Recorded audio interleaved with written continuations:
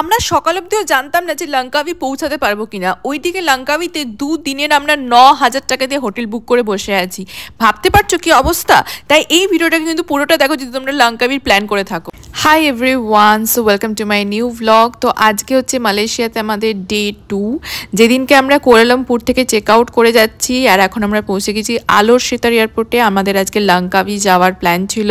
তো এয়ারপোর্ট থেকে বেরিয়ে আমরা একটা ট্যাক্সি করে যাচ্ছি আমাদের জেটি পয়েন্টে, যেখান থেকে আমরা জেটি ধরে যাব লঙ্কাবি। তো আমাদের জেটি পয়েন্টে ছিল কুয়ালা পার্লিস, যেখান থেকে আমরা জেটি নেব। লঙ্কাবি কিন্তু খুবই ছোট একটা আইল্যান্ড, যেমন বালিতে গেলে নুসা পেনিটা বা নুসা দুয়া সবাই যায়, সেগুলো একটা আইল্যান্ড।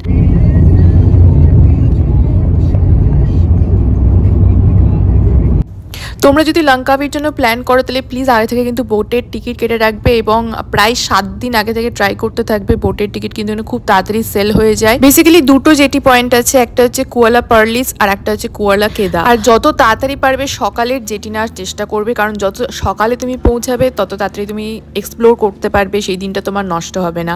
আর আমরা যেহেতু আগে থেকে টিকিট কাটিনি, আমাদের কিন্তু ওখানে গিয়ে প্রচুর স্ট্রাগল করতে হয়েছে। আমি বললাম যে অন স্পট গিয়ে টিকিট কাটবো, কিন্তু ওরা জাস্ট বলে দিয়েছিল যে এখানে আমাদের অন স্পটে আর কোনো টিকিট নেই, so you have to plan for tomorrow. But আমাদের সেটা কোনোভাবেই পসিবল ছিলই না, কারণ আমাদের 2 দিনের এদিকে হোটেল বুক করা আছে, কিন্তু আমরা এদিকে কোনো বোটের টিকিট কাটিনি। মানে একদম মাথায় হাত দেওয়ার মতো অবস্থা।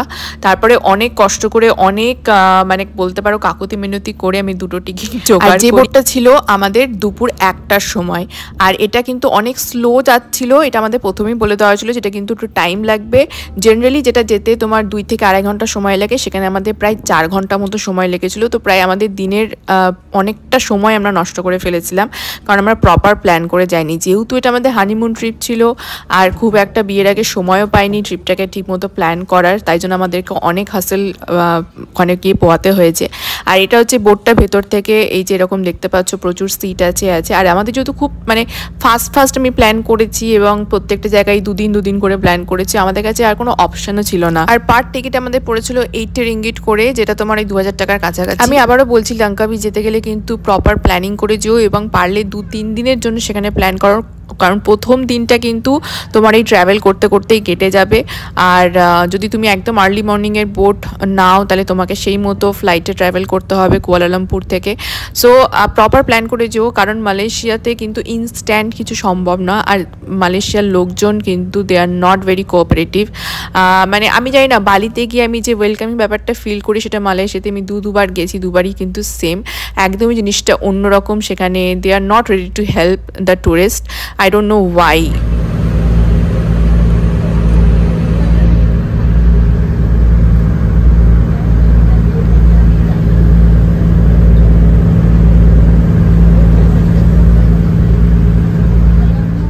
ফাইনালি এবার জেটি থেকে নামার পালা। তো সকালবেলা যেটা মনেই হচ্ছিল না যে আমরা লঙ্কাবি পৌঁছাতে পারবো কিনা, আর সেখানে এখন আমরা অলমোস্ট লঙ্কাবিতে পৌঁছে গেছি। তো লঙ্কাবির যে জায়গাটাতে আমরা ছিলাম সেটা হচ্ছে কুয়া বলে একটা জায়গা আছে, মানে কুয়া একটা সিটি বলতে পারো, যেখানেই মোস্টলি সবাই থাকে লঙ্কাবিতে গেলে পরে। আর এখন এই যে আমরা বোট থেকে নেমে গেছি, এবার এখানে কিছুটা দূর হেঁটে যেতে হবে, তারপরে এখান থেকে আমরা একটা ট্যাক্সি করে চলে যাবো আমাদের। সকালে যেখানে মনেই হচ্ছিল যে লঙ্কাবি হয়তো আমাদের আর যাওয়া হবেই না, প্ল্যান হয়তো চেঞ্জ করতে হবে সেখানে। তারপরে ফাইনালি লঙ্কাবি পৌঁছে অনেকটা রিলিফ ফিল হচ্ছিল।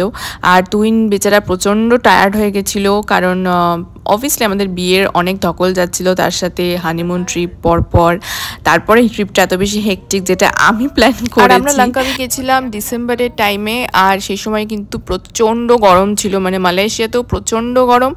লঙ্কাবিতে রাতের দিকটাতে আমাদের অতটা গরম লাগেনি, বাট সকালের দিকটাতে ভালোই গরম ছিল। বাট হ্যাঁ, কুয়ালালামপুর থেকে হয়তো একটুখানি কম, বাট গরম কিন্তু ভালো ছিল। You are not made for India. You are made for US and UK, যেখানে ক্রমশ বরফ পড়ে।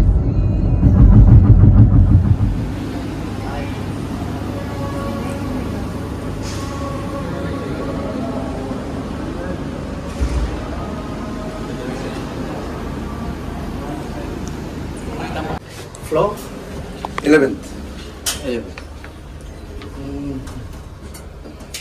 So for to book, I give you the special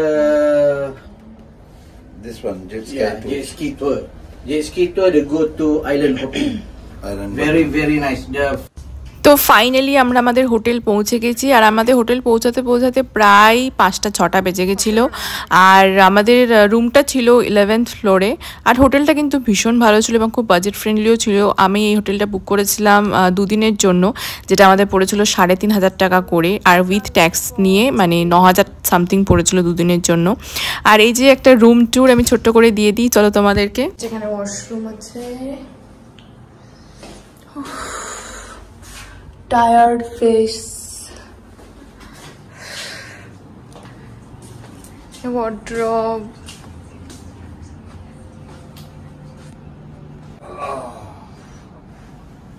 এই যে একজন অলরেডি ল্যাদ খাচ্ছে এখানে। Hello. Now let's see the view. Dun, dun, dun.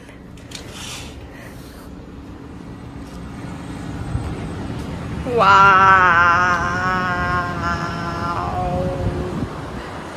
very nice.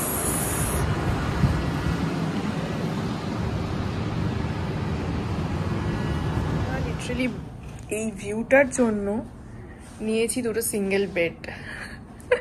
Can you imagine? কারণ ওরা বলছিল যে ডাবল বেড নিলে পরে এই ভিউটা পাওয়া যাবে না, সো আমি সেই জন্য বললাম যে ঠিক আছে, we will go with a single bed option, but ভিউটা তো মাস্ট একদম। তো আমরা যেহেতু দুজনে ভীষণ টায়ার্ড ছিলাম, তো দুজনে একটা লম্বা টানা ঘুম দিয়ে নিয়েছিলাম। তারপরে কিছু খাবার অর্ডার করলাম হোটেল থেকেই, কারণ ভীষণ খিদেও পেয়ে গেছিলো। সকালবেলা কিচ্ছু খেয়ে বেরোনো হয়নি, আর মাঝ রাস্তাতে ওই জাস্ট চিপস, কোল্ড ড্রিঙ্কস এইসবই খাওয়া হয়েছে। অ্যাকচুয়ালি ঘুরতে গেলে কিন্তু খাবারের কোনো ঠিক থাকে না, ট্রাভেল করতে করতেই কেটে যায় অনেকটা সময়। এই হলো আমাদের খাবার। এটা হচ্ছে চিকেন ফ্রাইড রাইস, তার সাথে শ্রিম্প, স্যালাড, এগ পোচ। এখানে হচ্ছে একটা ফ্রাইড চিকেন, আর এখানে হচ্ছে grilled fish with lemon butter.